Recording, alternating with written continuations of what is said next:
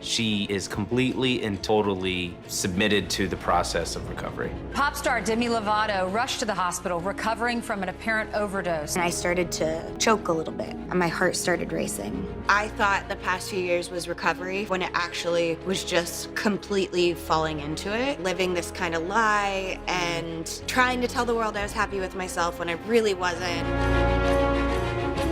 Did you get to talk to her after the incident? No, I haven't talked to her. Hey, let's be nice to her though. Justin Bieber, who's kind of on a downward spiral. I actually won't speak about that at all. I've abused my body in the past. Justin Bieber broke down in tears at the end of his song, which was definitely fake, right? I mean, there's no way that those were real tears. Maybe not, because if you were Justin Bieber for that many years.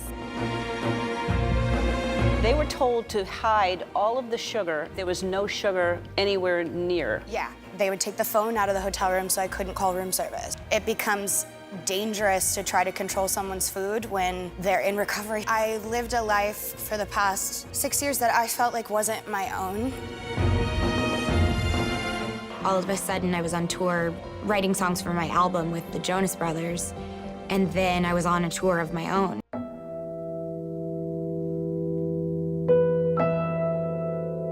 I was so conflicted. A part of me hated him, a part of me loved him, a part of me felt sorry for him.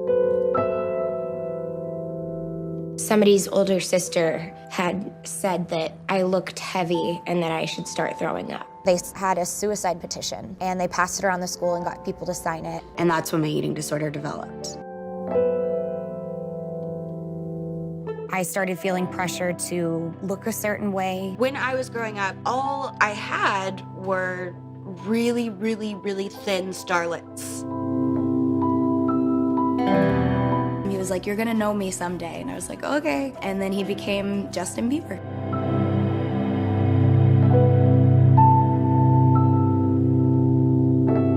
It wasn't a matter of if they were going to leave, it was, we are leaving. There's no more that we can do for you.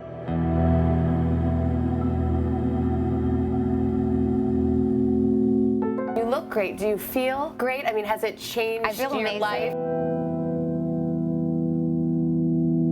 And I took on the approach of a one-size-fits-all solution, which is sobriety. And it worked for a long time. Over the years, it progressively got worse and worse.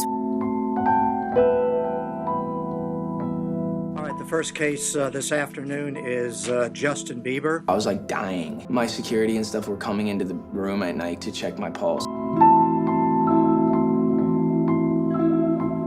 I thought the past few years was recovery from an eating disorder when it actually was just completely falling into it.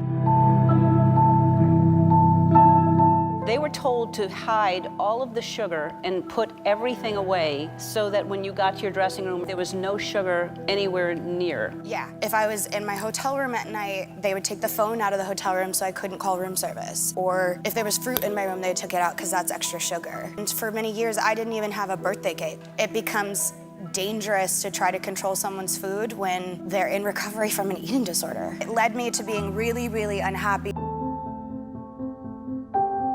I reached out to the people that were on my team, and they responded with, like, "You're being very selfish. This would ruin things for not just you, but for us as well." And when I heard that, my core issues are abandonment from my birth father as a child. So when they left, they totally played on that fear, and I felt completely abandoned, so I drank.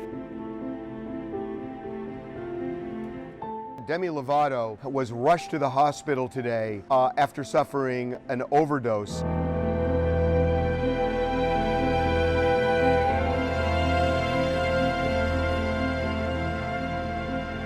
I don't think it's so much about body positivity as much as you need to focus on body acceptance. So what I say to myself is, nope, you're healthy and I accept you.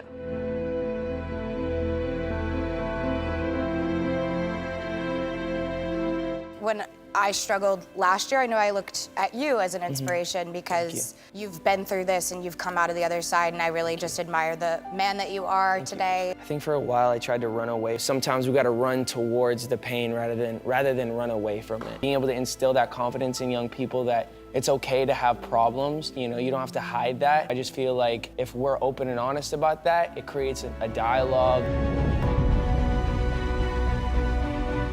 No, I'm not gonna worry about trying to look a certain way or fit a certain mold or whatever. Like, that's just not who I am. I'm not willing to like destroy my mental health to look a certain way anymore. That led me only one way, and I don't want to go down that path again. This year when I turned 27, you know, I have a new team, and my manager gave me the best birthday cake. And I just remember like crying because I was finally eating cake with a manager that loved me for who I am and supported my journey.